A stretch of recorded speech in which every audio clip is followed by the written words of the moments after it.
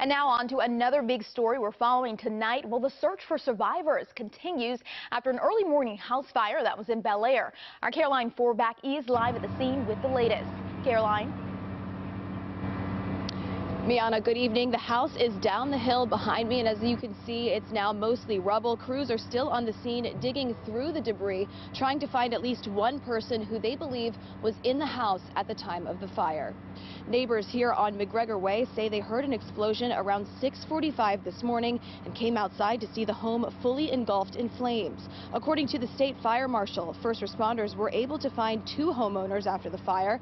Neighbors say they were not home at the time, but authorities say they're still searching for another person. An investigation is underway to determine the cause of the fire. The Maryland office of the State Fire Marshal is using heavy excavation equipment to help investigators remove debris.